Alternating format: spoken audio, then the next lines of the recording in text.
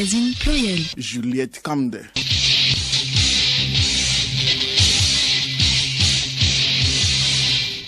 Madame, Messieurs, bienvenue. Clôture hier à Lomé de la première session ordinaire de l'année 2023 à l'Assemblée nationale. Les députés ont voté 12 lois au cours de cette session ouverte le 7 mars dernier.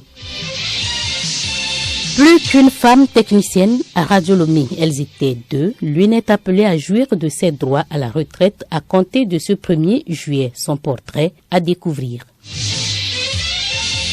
Les cancers chez l'enfant, comment l'expliquer? Un spécialiste répond à la question dans cette édition.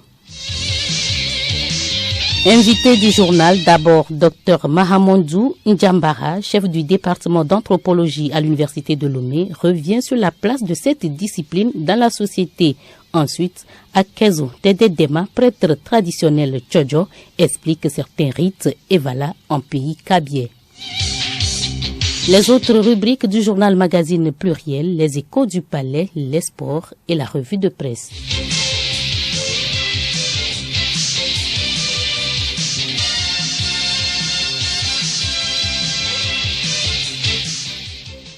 Suite et fin hier, vendredi à Lomé, des travaux de la 6e séance plénière ouverte jeudi.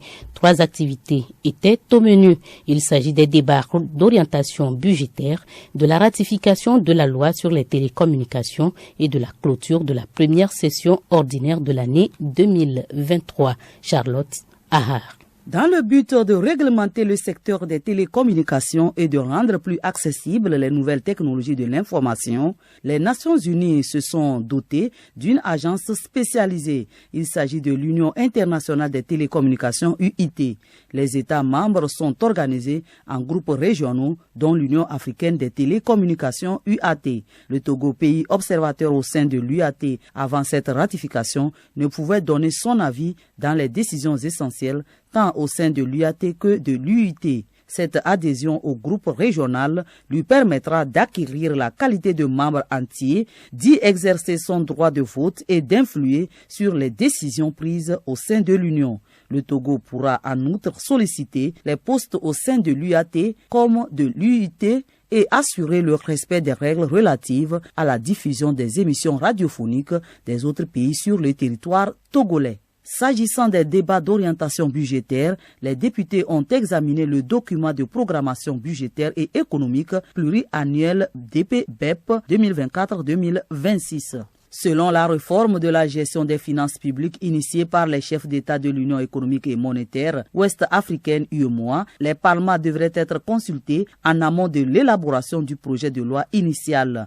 Le document de 2024-2026 permet d'assurer une meilleure allocation des ressources mobilisables conformément aux orientations stratégiques des politiques publiques. Selon ce document, le taux de croissance du PIB réel est estimé à 6,6% en 2023 contre 5,8% en 2022. Après les débats, des recommandations ont été faites par la représentation nationale. Les députés ont enfin clôturé la première session ordinaire de l'année 2023. Au sujet des télécommunications, la ministre Sina Lawson de l'économie numérique a expliqué l'importance de l'adhésion du Togo à l'UAT, l'Union africaine des télécommunications. Cette adhésion constitue une étape très importante dans notre engagement pour l'intégration régionale et le développement des télécommunications en Afrique. En adhérant à l'UAT, le Togo quitte le statut d'observateur pour devenir un membre à part entière, ce qui lui donne le droit de requérir le soutien de l'organisation pour faire valoir ses positions ou pour défendre ses intérêts au sein de l'Union internationale des télécommunications. Cette première session, ouverte le premier mardi du mois de mars, conformément au texte de l'institution, elle a voté 12 projets de loi en 6 séances plénières. La présidente de l'Assemblée nationale, Chantal Yawa Digori Tchegan, fait le bilan des activités. C'est avec un sentiment de gratitude que je m'adresse à vous en cette occasion, cette première session de l'année nous a permis d'adopter 12 projets de loi. 1. Le projet de loi autorisant la prorogation de l'état d'urgence sécuritaire. Le projet de loi autorisant l'adhésion du Togo à l'accord sur les privilèges et immunités du Tribunal international du droit de mer. Le projet de loi autorisant l'adhésion du Togo à la Convention internationale pour la conservation des thonidés de l'Atlantique. Le projet de loi autorisant l'adhésion du Togo à l'accord sur la création de l'Institut mondial de la croissance verte. Le projet de loi autorisant la ratification du traité portant création de l'Agence africaine du médicament. Le projet de loi autorisant la ratification de la Convention portant statut du fleuve Mono et création de l'autorité du bassin du Mono. Le projet de loi autorisant la ratification des statuts du Centre africain de développement minier. Le projet de loi autorisant la ratification de la charte constitutive de l'Organisation de coopérative éducative OCE. Le projet de loi portant modification de la loi relative aux transactions électroniques. Le projet de loi relatif au centre de gestion agréé. Le projet de loi autorisant la ratification de l'accord de coopération entre les gouvernements des États membres de l'UMOA et le gouvernement de la République française et le projet de loi autorisant l'adhésion du Togo à l'Union africaine des télécommunications. Les députés sont désormais en vacances pour 2 mois. Elle étudie l'être humain sous tous ses aspects. Elle, c'est l'anthropologie. Elle réunit depuis hier à l'Université de Lomé des professeurs d'universités africaines dans le cadre de la première journée de l'anthropologie africaine. Cette rencontre scientifique vise à faire connaître davantage cette science de l'homme. Dr Mahamadou Njambara, anthropologue, chef du département d'anthropologie à l'Université de Lomé. L'anthropologie, c'est la science-là qui s'occupe des diversités culturelles. Quand tu vas dans une communauté, chaque peuple a une culture. Et quand on va dire culture, n'entendez pas culture générale, etc. C'est très simple. Dans la culture, c'est tout ce que nous produisons. Et c'est tout ce que nous produisons qui fait de nous ce que nous sommes. Donc, c'est une journée très importante pour 2 raisons. La première raison, c'est que vous allez constater que l'anthropologie, c'est une discipline qui n'est pas très bien connue au Togo. Donc pour nous, c'est vraiment une première journée qui nous permet de lancer les actions de visibilité de cette discipline-là.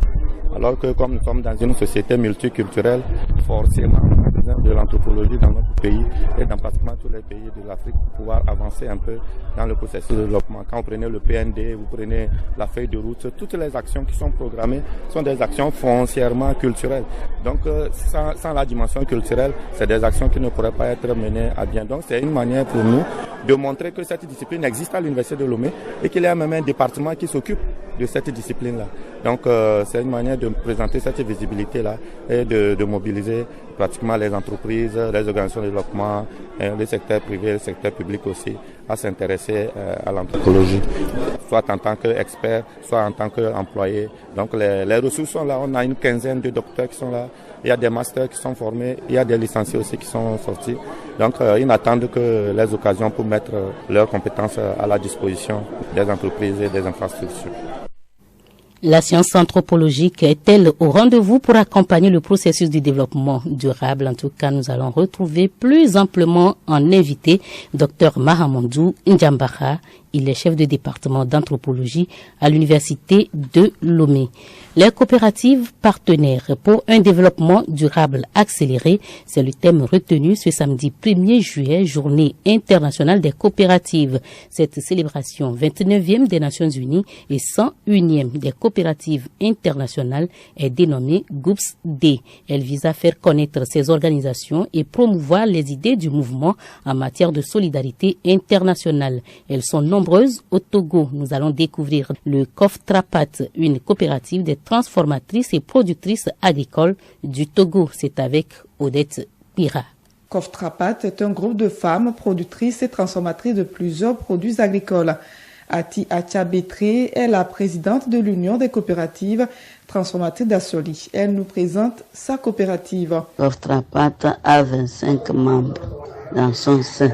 Oftrapat aussi fait 3 clés. 3 clés, ça dit qu'ils cotisent, ils mettent de l'argent comme cotisation et après, ils se font des prêts, des petits prêts pour mener des activités. Entre autres produits cultivés et transformés par cette coopérative, les grains de soja, le manioc, les noix de karité. Retrouvons Ati Achabetre, présidente. Oftrapat transforme les produits de cueillette, c'est-à-dire que les noix de karité en beurre de karité. Transforme les cossettes, le manioc en gari et tapioca, le manioc en cossettes et farine de cossettes. Oftrapat transforme aussi les grains de soja en fromage de soja, tchenchenka du soja, les bronchettes, je voulais dire, du soja. De ces groupements de productrices jaillissent donc de grands rendements en fin de campagne agricole. Radio Lomé comptait 2 techniciennes jusqu'à hier. À partir de ce 1er juillet, il ne reste plus qu'une technicienne, la plus jeune. La plus ancienne, la doyenne, a quitté Radio Lomé pour jouir de ses droits à la retraite.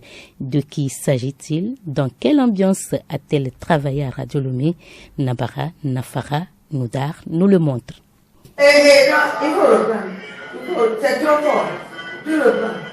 Elle, c'est Fatih Derman, toujours en tenue de femme africaine, mieux togolaise, habituellement tresse sur la tête, verres médicaux sur les yeux.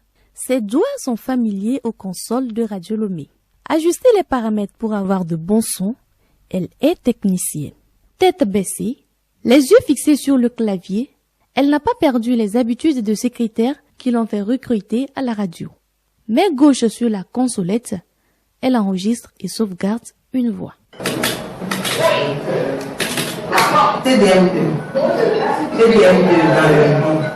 Ponctuelle dans le travail, Fatih est aimable et chaleureuse. Avec sa volonté à collaborer, elle a entretenu de bonnes relations avec la plupart de ses collègues.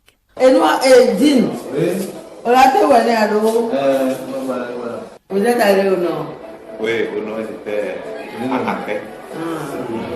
Tu as changé un peu d'air. J'ai changé un peu d'air. C'est pourquoi je suis revenu en Accra. Vraiment. Et on va te pomper un peu. Pour les années passées à la radio, elle donne ses sentiments. Je suis très satisfaite de la boîte dans laquelle j'ai travaillé jusqu'à terminer ma carrière. Ça m'a apporté beaucoup de choses car j'ai pu réaliser tout ce que je voulais et s'occuper de mes enfants. On a eu de bons rapports avec les collègues, les anciennes et les anciens avec qui on était.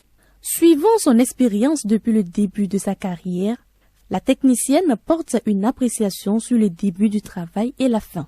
Avant, on était nombreux et l'ambiance était bonne, tout était bien. On s'entraidait, même si tu es de repos, tu as envie de venir travailler. Maintenant, les gens sont partis à la retraite, il n'y a plus assez de monde, c'est le stress, vous venez, toi, une seule personne fait la tranche jusqu'à... Il ne se repose pas. C'est très difficile de travailler maintenant à Radio Lomé parce qu'on souffre trop. Cette atmosphère, elle la quitte pour se reposer et vaquer certainement à d'autres occupations, peut-être celle de grand-mère et pourquoi pas de commerçante. Madame Fatih Derman, sa profession lui a permis de s'occuper de ses enfants. Nous parlons à présent des enfants malades. Les cancers chez l'enfant, ils sont différents des cancers chez les personnes adultes. Chez les enfants, les cancers les plus diagnostiqués au Togo sont les cancers de la bouche, du rein, de l'œil, du sang et le cancer qui apparaît dans le cou ou dans les aisselles de l'enfant. Comment expliquer ces maladies chez les enfants? Professeur Guédinon Kofi Jules répond. Nous, médecins, nous pensons qu'il y avait déjà un certain nombre de cancers qui n'étaient pas diagnostiqués. On pense qu'aujourd'hui, on diagnostique mieux des cas qu'on n'arrivait pas à diagnostiquer il y a quelques années. Mais ces 20 dernières années, l'incidence des cancers a augmenté. Il y a d'un côté la génétique, des mutations dans certaines familles, des enfants qui naissent mal formés. Et ces malformations, ces mutations prédisposent dans certains cas à la survenue de cancer. Et de l'autre côté, il y a les facteurs environnementaux. On sait que les radiations ionisantes à forte dose, comme les bombardements, vont entraîner des cancers. Et il y a d'autres facteurs pour lesquels on discute. Des études montrent que ça peut donner un cancer, d'autres études ne confirment pas. Et donc il y a encore au niveau de l'OMS un certain nombre d'études qui sont en cours pour démontrer que par exemple les pesticides vont entraîner un cancer ou non. Que le téléphone portable jusque-là, on ne peut pas dire de façon claire que ça entraîne des cancers du cerveau et autres. Et donc des études sont toujours en cours pour ces facteurs qui sont suspects et qui ne sont pas certains. Qui maîtrise la communication, l'information et le savoir a le pouvoir. Le livre est l'un des supports qui renferme ce savoir. Le livre du village à la table des rois de l'auteur Christian Folli-Kossi a ainsi été dédicacé hier à l'université de Lomé. Cet ouvrage relate des témoignages avérés sur l'Afrique contemporaine. Raoul Tetonyake. Devant les férus de la lecture et des belles lettres, l'auteur du village à la table des rois a, d'une voix royale et captivante, dévoilé les secrets de son ouvrage. Silencieux et conquis du message véhiculé, les amoureux des connaissances livresques ont été mis au parfum des différents détails de cette odyssée de 320 pages. Le concepteur de ce livre invite la jeunesse à oser voir grand, surtout dans ce monde en pleine mutation. Christian Folli-Kossi, auteur. Je me suis dit, ça peut être tout un programme que d'aider la jeunesse à réviser ses ambitions en donnant quelques exemples. Parce que si le fils de Kokou ou d'Amavi a pu le faire, tout autre Africain, tout autre enfant noir est fondé à penser qu'il est de ses capacités de le faire. Et cet espoir doit être nourri et élargi au niveau de toute la jeunesse pour les motiver davantage, aller toujours plus loin. Et ma conception est que le monde globalisé nous offre des opportunités extraordinaires. L'enfant d'Afrique n'est pas condamné à rester au village. Non, l'école aidant, nous pouvons accéder aux cimes du monde. Et nous devons planter cette ambition dans la jeunesse. Dr Pessinaba Isaka, un des lecteurs de ce chef-d'œuvre, donne son appréciation. C'est un livre qui se laisse lire facilement, écrit simplement. C'est un livre qui mérite d'être mis dans les écoles. Au lieu que nous continuions par utiliser le livre comme le Diderot, le Montesquieu, etc., nous avons un livre qui relate les faits, où les enfants se retrouvent eux-mêmes. Ce livre, que ce soit un enfant de Palimé, que ce soit un enfant d'Anéon, que ce soit un enfant de Niamtougou, se retrouve dans ce livre parce que c'est écrit par un jeune Togolais et qui a tracé la vie dans le village et dans les études universitaires que tout jeune Togolais a eu à vivre. Donc je le conseille vivement. Le livre est disponible dans les librairies Bon Pasteur à une modique somme de 21 000 francs CFA. Le Conseil de sécurité de l'ONU met terme immédiat à la mission de maintien de la paix des casques bleus au Mali, un retrait qui était réclamé par Bamako. Le Conseil a voté hier à la fin d'une mission de maintien de la paix vieille de 10 ans. C'est à l'unanimité que le Conseil a voté cette résolution. Accident de la route au Kenya, au moins 48 personnes ont péri dans l'ouest du pays lorsqu'un camion a percuté d'autres véhicules et des piétons à un carrefour très fréquenté. Les accidents de la circulation sont fréquents en Afrique. Une collision entre un car et un camion avait déjà fait 20 morts en janvier au Sénégal, une semaine après le décès de plus de 40 autres personnes dans un autre accident. Fin du pèlerinage à la Mecque 2023. Des centaines de milliers de musulmans ont participé au rituel de lapidation du diable lors du pèlerinage annuel du Hajj. C'était donc le dernier tawaf, le tour de la Kaaba, le gigantesque cube noir de la grande mosquée. Le plus grand Hajj donc post-coronavirus qui s'est achevé hier en Arabie Saoudite a réuni plus d'1,8 million de personnes, loin des 2,5 millions de personnes record établi en 2019. La chaleur et le coût de participation, environ $5,000 par personne, sont passés par la Mecque. Le Hajj rapporte à l'Arabie Saoudite environ 12 milliards de dollars. L'anthropologie réunit depuis hier des acteurs de différents secteurs à l'université de Lomé. C'est dans le cadre de la première journée de l'anthropologie africaine. La science anthropologique est-elle au rendez-vous pour accompagner le processus du développement durable? Nous recevons Dr Mahamoudou Njambara, anthropologue, chef du département d'anthropologie à l'université de Lomé. Il est au micro de Paco Johnson. Docteur Mahamoudou Njambara, merci de répondre à nos questions. D'abord, pourquoi une journée de l'anthropologie africaine? C'est une journée très importante pour deux raisons. La première raison, c'est que vous allez constater que l'anthropologie, c'est une discipline qui n'est pas très bien connue au Togo. Donc pour nous, c'est vraiment une première journée qui nous permet de lancer les actions de visibilité de cette discipline-là. Alors que comme nous sommes dans une société multiculturelle, forcément, on a besoin de l'anthropologie dans notre pays et dans pratiquement tous les pays de l'Afrique pour pouvoir avancer un peu dans le processus de développement. Quand vous prenez le PND, vous prenez la feuille de route, toutes les actions qui sont programmées sont des actions foncièrement culturelles. Donc sans la dimension culturelle, c'est des actions qui ne pourraient pas être menées à bien. Donc c'est une manière pour nous de montrer que cette discipline existe à l'université de Lomé et qu'il y a même un département qui s'occupe de cette discipline-là et de mobiliser pratiquement les entreprises, les organisations de développement, le secteur privé, le secteur public aussi à s'intéresser à l'anthropologie, soit en tant qu'expert, soit en tant qu'employé. Donc les ressources sont là, on a une quinzaine de docteurs qui sont là, il y a des masters qui sont formés, il y a des licenciés aussi qui sont sortis.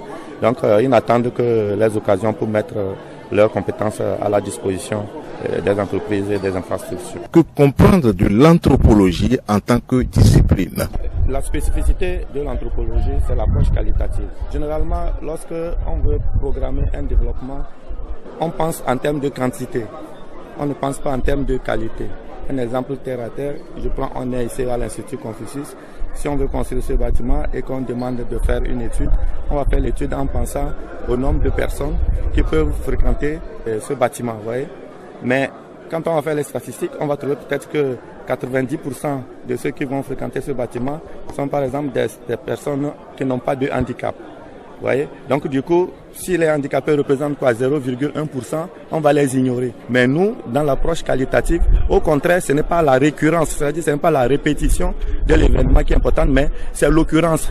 Nous, on va dire, attention, il y a aussi des personnes en situation de handicap qui pourraient fréquenter ce bâtiment, vous voyez. Et là, ça va changer le modèle ou la construction ou l'architecture du bâtiment. Il y aura par exemple plus de rampes d'accès.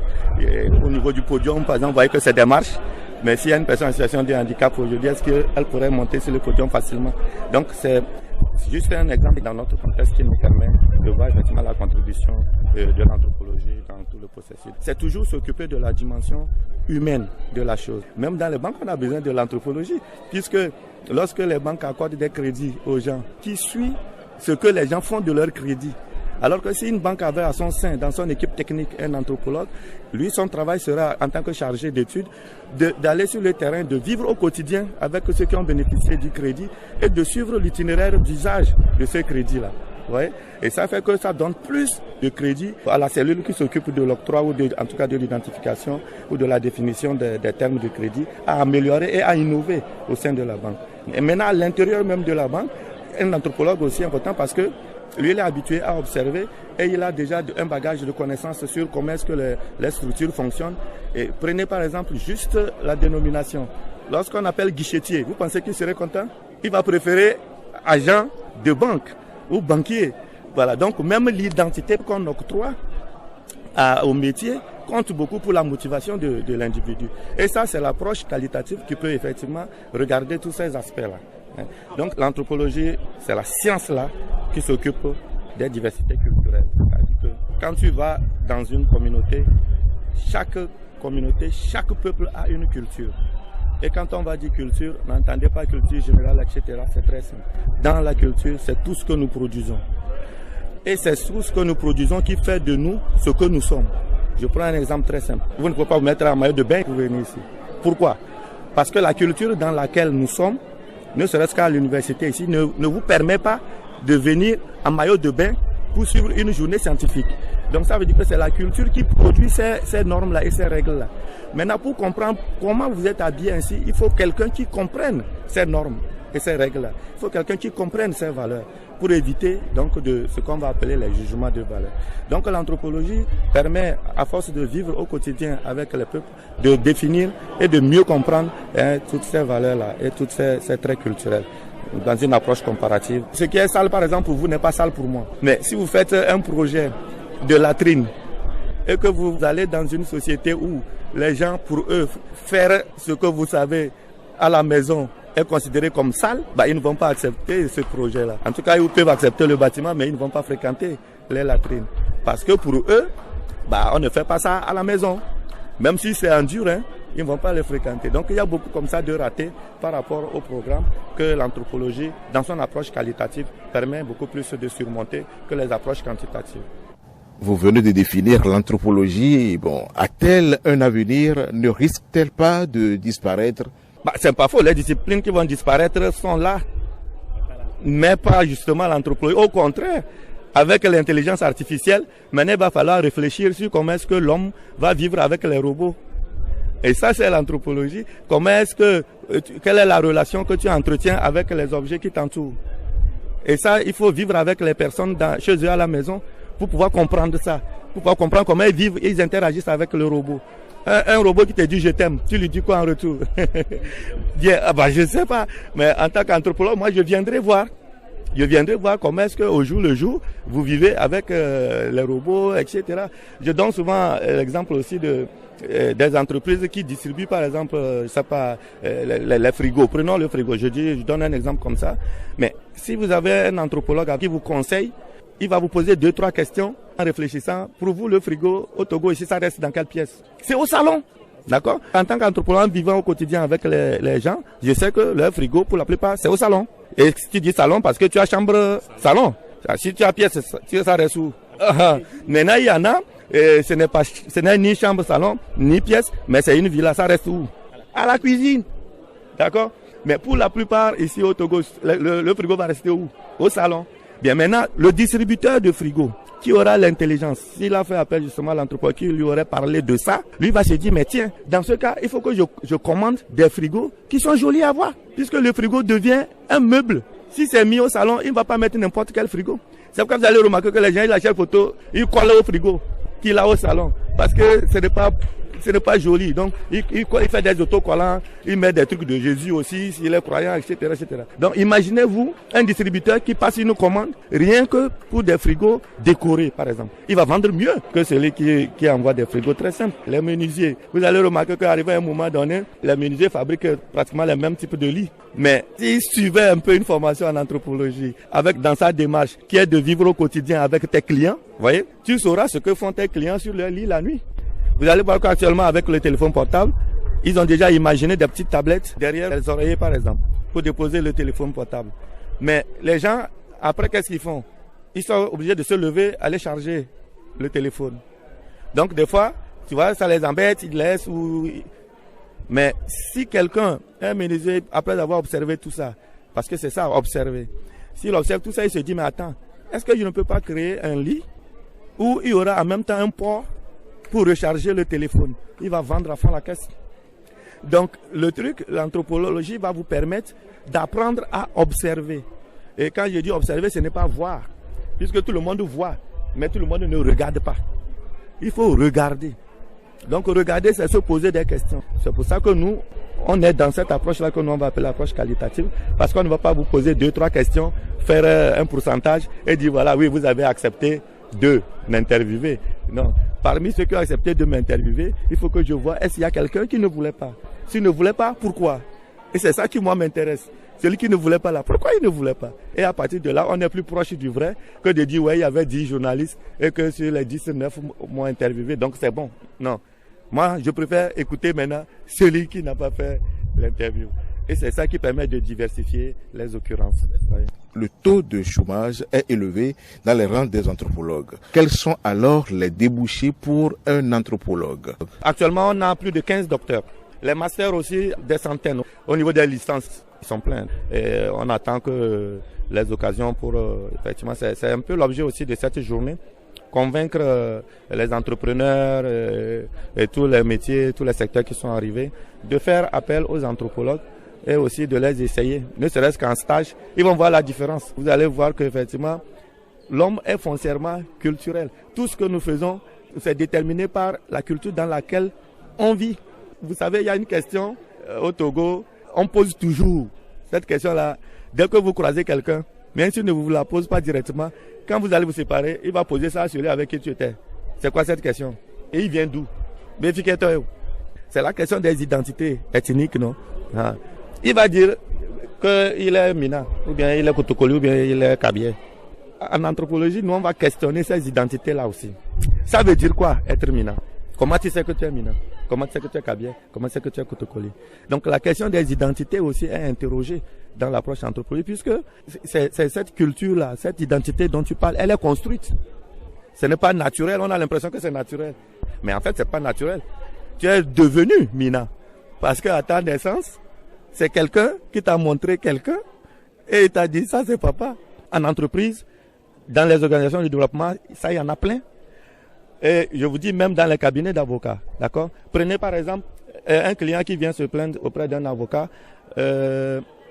Peut-être qu'elle a perdu, comme on dit, elle a perdu son mari. Donc, le bâtiment est resté. Généralement, qu'est-ce qui se passe? Elle est dedans, avec les enfants. Mais qu'est-ce qui se fait? La belle famille vient chercher. Bien, donc nous, si nous sommes dans un cabinet d'expertise ou dans un cabinet d'avocats, nous pouvons accompagner l'avocat à mieux comprendre les contours de cette action. Pourquoi la belle famille est venue chercher ça? Vous allez voir que dans cette... Nous, on a les bagages pour avoir étudié beaucoup de cultures. On sait par exemple que dans certaines cultures, ce qui appartient à mon parent m'appartient. Vous voyez? Donc, une fois que tu comprends ça, tu peux maintenant amener les autres, à partir de ces normes, de ces valeurs qu'il a en tête, agir sur les mécanismes de construction de cette valeur pour pouvoir démonter l'action. Vous voyez? Mais il faut savoir que ces valeurs-là existent. Et ça va jusqu'à dans les entreprises, cette histoire de ce qui appartient à mes parents m'appartient. Beaucoup d'entreprises aussi échouent pour ça. Mais c'est nous, les anthropologues, qui avons fait les études pour révéler ça. Ça veut dire quoi? Quand tu recrutes ton frère dans une entreprise, il prend l'argent. Ce qui fait que beaucoup d'entreprises croulent, c'est pour ça. Mais toi, tu dis qu'il a volé. Mais en fait, lui, il a pris. Parce que c'est pour lui. Vous voyez, c'est tous ces petits détails, juste pour qu'on comprenne un peu ce que la dimension anthropologique des actions. Donc sinon, effectivement, c'est plus complexe. C'est pour qu'on forme les gens en bac plus. Qui peut alors s'inscrire au département d'anthropologie à l'université. Après le bac, tout le monde peut s'inscrire en anthropologie. Justement, nous, on est en train de réfléchir si c'est possible que ça soit aussi enseigné au secondaire. Ce serait beaucoup plus que... Comme ça, les gens pourraient découvrir la discipline. Bon, c'est un peu ça aussi qui fait qu'on ne nous connaît pas. Ce n'est pas enseigné au secondaire. Donc ça aussi, c'est un problème. Merci à Pacom Johnson et à son invité. L'homme est foncièrement culturel. Il n'y a donc pas de peuple sans culture. Bientôt, les luttes traditionnelles Evala en pays Kabié, torse nu et tête rasée, le jeune lutteur Evalo, durant toute la période initiatique, a entre ses mains un matériau précieux. Quel est-il? Quelle est sa valeur et son importance? Akezo Tededema, prêtre traditionnel Jojo, nous donne des explications. Il est au micro de Loku Ramos. Monsieur Akezo Tededema, bonjour. Bonjour, monsieur Loku Ramos. Evalo a un matériau entre ses mains. Dites-nous, quelle est la composition de ce matériau? Je vais parler vraiment d'autrefois. Autrefois, Evalo, il tient une massue dans la main gauche, une castagnette dans la main droite, et il porte un chapeau sur lequel il y a une plume d'autruche. Ça, c'est pour la beauté. La massue lui permet, lorsqu'il faut traverser une foule, de se frayer le chemin. Evalo ne porte pas de chemise. Autrefois, Evalo, jusqu'à Kondo, était toujours nu. Voilà. Alors, dites-nous, quand on voit Evalo, qu'est-ce qu'on observe entre ses mains, qu'il soit dans les arènes ou au lieu de cérémonie dite Ahoué? Sur le rocher, même si Evalo va avec ses outils, il ne les porte pas sur le rocher, ou bien Ahoué. Mais en quittant Haoui ou le rocher pour aller dans l'arène, il prend son accoutrement dont je venais de parler, composé de massue, castagnettes, chapeau, coiffé de plumes d'autruche. Voilà. Bon, quelle est l'importance de tout ce matériel? Ça fait partie de l'habillement des valons. Vous savez, la castagnette, dans tout rituel kabyé, quand on joue tambour, quand on siffle flûte, s'il n'y a pas de castagnette, ce n'est pas intéressant. La massue sert Evalo à se frayer la voie lorsqu'il veut traverser une foule. En période des Evalas, il y a une masse qui entoure les arènes. Evalo qui a besoin peut-être d'aller uriner, c'est sa massue qu'il présente. Au lieu de demander excuse, ça est comme Tchongé lors des condamnats. C'est ça qu'il pointe et on lui sert le passage. La massue est déjà un moyen de défense. En pointant la massue pour se frayer un chemin, c'est déjà une défense. S'il est agressé, c'est son premier moyen de défense. Ou bien? Est-ce que c'est une exigence pour tout Evalo au sein de tous les cantons de la COSA, ou bien c'est spécifique à chaque canton? Lorsque vous parlez de massue, vous parlez de calebasse? Oui, je devais oublier cette partie. Dans certains cantons, il y a Evalo, un qui tient une calebasse. Il y a souvent un autre qui tient la tête du chien dans les arènes. Celui qui tient la tête du chien, vous savez, la tête c'est quoi? La tête c'est la victoire. La tête, c'est l'intelligence. La tête, c'est la force. Celui qui tient la calebasse, il est presque le dernier des Evalas. Donc quand les Evalas évoluent, arrivent quelque part, s'ils ont soif, c'est pas la peine de demander une calebasse. Parce que ce n'est pas comme aujourd'hui, tout le monde mange la viande du chien. Evalas ont toujours leur calebasse. Et lorsqu'ils veulent boire, ils boivent avec ça. Alors, pour nous résumer, nous pouvons ajouter la calebasse à ce matériau que nous avons déjà cité, n'est-ce pas? Oui, il y a un qui tient la tête du chien, c'est le plus fort. Le dernier qui tient la calebasse. Celui qui tient la tête du chien, ça prouve en même temps que celui qui tient la tête du groupe. Celui qui tient la calebasse, quand vous allez au champ, c'est le petit qu'on envoie aller puiser de l'eau. Donc, c'est lui qui tient la calebasse. Et comme je venais de le dire, lors des Evalas, tout le monde ne mange pas la viande du chien. Donc, Evalo ne peut pas utiliser n'importe quelle calebasse, ou Evalas ne peuvent pas utiliser n'importe quelle calebasse avec les autres pour boire de l'eau.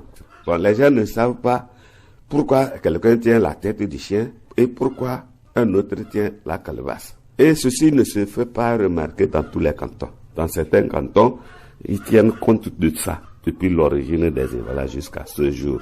Mais dans d'autres cantons, rien. Même le chapeau dont je parle, sur lequel il y a la plume d'autruche. Dans beaucoup de cantons aujourd'hui, il n'y en a pas. C'est peut-être, vous allez à Lama, à Lassa, vous pouvez trouver ça. Mais j'ai traversé Boao, puis il y a des... Ailleurs, c'est quelques chapeaux de raffia que des gens portent avec une plume de pervier ou de canard au lieu de plume d'autruche. Nous étions avec monsieur Akezo Dededema, journaliste, consultant sur les questions de rite en pays kabyé. Merci à vous, Ramos, et merci à Akezo Dededema, écho du palais, le sieur Kambatibé. Mécanicien, un repris de justice, marié et père de famille, est accusé d'inceste et de cession de cannabis. La Cour l'a condamné à 7 ans de réclusion criminelle. Le récit avec Hélène Assabi. Le 16 janvier 2020, le nommé Kambatibé finit de purger sa peine à la prison civile de Lomé. Maintenant libre, il décide de rentrer à Dapan, sa ville natale, avec ses 2 filles, Larba et Fidèle. Une fois à Dapan, il s'est lancé dans une activité peu recommandable, celle de la consommation et la vente de cannabis. Sa maison est finalement devenue un carrefour où tous les fumeurs de cannabis se retrouvent. C'est dans cette atmosphère que sa fille Larba est allée porter un fait assez troublant à la connaissance de la police. Elle a porté plainte contre son père pour des faits d'inceste commis sur sa personne. Munis de cette information et dans le souci de vérifier ces faits, les agents de police ont fait une descente au domicile de Combatib. C'est avec stupéfaction que les agents de la police ont découvert du cannabis conditionné en cornet prêt à la vente et à la consommation. Il a été conduit au commissariat de police puis déféré au parquet avec une procédure contre lui pour inceste, détention, cession et usage de cannabis. Amené devant la cour d'assises pour y être jugé, Combatib a été reconnu coupable et condamné à 7 ans de réclusion criminelle. À samedi prochain. À samedi prochain, Elena Sabi, développer l'esprit et la culture du compte rendu en sport. Madame le ministre des Sports et des Loisirs met en place une commission pour allouer au Comité national olympique du Togo. Théophile Dandako. Madame le ministre des Sports et des Loisirs, Dr Lydie Bessikama, a pris cette disposition à travers une correspondance adressée au Sénat Togo. Il est question de préparer l'organisation et la participation des athlètes au Togo aux Jeux de la souveraineté. L'idée est de renforcer également la gouvernance des fédérations et associations sportives. Mais la culture du compte rendu y est également recherchée par cette initiative. Sur les pelouses, le Maroc réussit 3 victoires sur les 3 matchs de la Coupe d'Afrique des Nations, la CAN des moins de 23 ans, phase de groupe. Pays organisateur, le Maroc a dominé hier le Congo 1-0, c'était lors de la 3e journée. La Guinée est 2e de ce groupe. Pour sa première participation à cette compétition, les espoirs guinéens ont donc écarté le Ghana après le nul 1 but partout. Voici le classement dans ce groupe A. Premier, Maroc 9 points. Deuxième, Guinée 4 points plus 1. Troisième, Ghana 4 points moins 3. Quatrième, Congo, Brazzaville 0 points. Les 2 premiers, c'est-à-dire le Maroc et la Guinée, passent au tour suivant. Ce soir, l'Égypte, tenante du titre, et le Gabon s'affrontent. De leur côté, le Mali et le Niger se donnent rendez-vous. Pour cette 4e édition, 8 pays sont au rendez-vous. L'Égypte est le tenant du titre de cette compétition créée en 2011. Elle est qualificative pour les Jeux Olympiques. Athlétisme pour terminer, Marie-Josée Talou, 34 ans, a réalisé 10 secondes 88 aux 100 mètres femmes. C'était hier à Lausanne, en Suisse. L'Ivoirienne a remporté ainsi la médaille de bronze. Elle a également triomphé au relais 4 fois 100 mètres, permettant à son pays de remporter la médaille d'or. La visite du chef de l'État Faure Gnassingbé dans la zone agricole améliorée et planifiée ZAP de la veille dimanche dernier a occupé une grande place à la une de plusieurs journaux parus cette semaine. C'est ce que nous dit Yao Kamake dans sa revue de presse. Sur les lieux, et comme il en a l'habitude, écrit l'éveil de la nation relevant l'importance de l'agriculture dans le pays, Faure Gnassingbé a échangé sans filtre avec les exploitants de cette ZAP, en présence de certains de ses plus proches collaborateurs, notamment le ministre Antoine Gbegbeni de l'Agriculture. Des heures de discussion avec les producteurs, précise l'hebdomadaire, qui ont permis au président de dire merci aux populations pour leur mobilisation en cette journée dominicale, un jour de repos. Le gouvernement, via les ZAP, rappelle l'éveil de la nation entend lutter contre le chômage des jeunes et favoriser l'autonomie des femmes. Admiration aux producteurs agricoles de la ZAP d'Agneron, clame le bi-hebdomadaire l'Union de la Patrie, soulignant que certains des ZAP du Togo fonctionnent bien, mais d'autres non, avant d'affirmer que dans la préfecture de l'Avé, qui dispose d'environ 5 ZAP, celle de Agneron fait cas d'école. Il est très important, martèle le bi-hebdomadaire, de congratuler cette vaillante coopérative, très bien organisée, sérieuse et ambitieuse.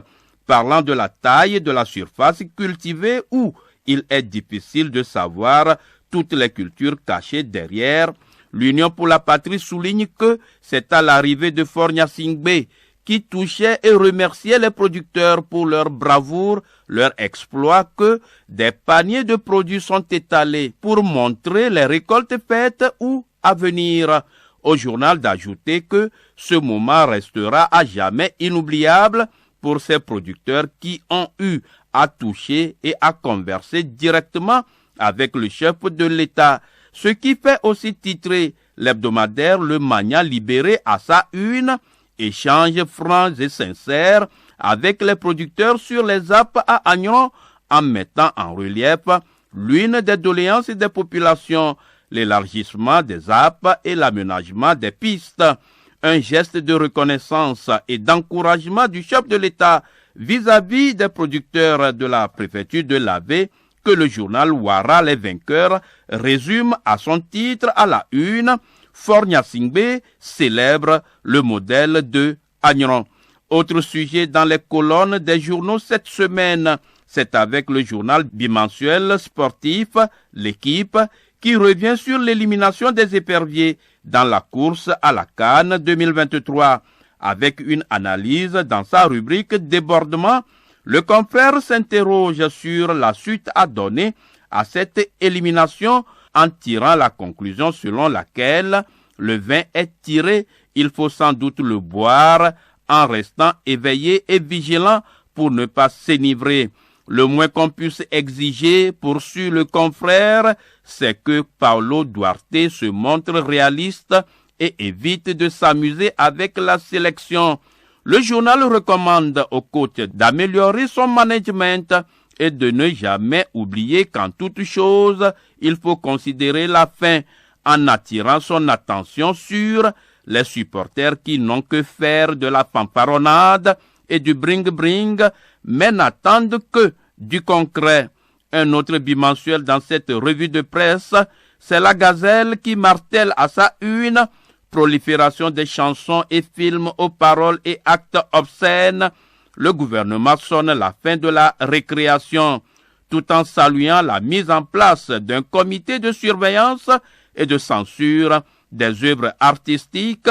Le confrère souligne que l'exécutif devra appliquer les décisions prises face à la nouvelle donne, car, explique-t-il, si une chose est de prendre des décisions, une autre est de les appliquer.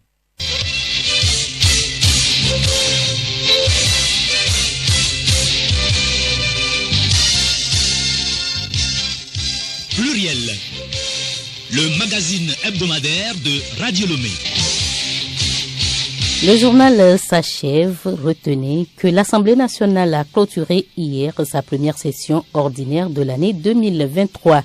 12 lois ont été votées au cours de cette session. Les députés sont désormais en vacances pour 2 mois. Elle n'est pas en vacances, mais elle est appelée à jouir de ses droits à la retraite. Madame Fatih Derman, technicienne à Radio Lomé, est donc à partir de ce 1er juillet à la retraite. Merci à vous qui nous aviez suivis. À la réalisation, c'était Laure Ngani et Paco Johnson.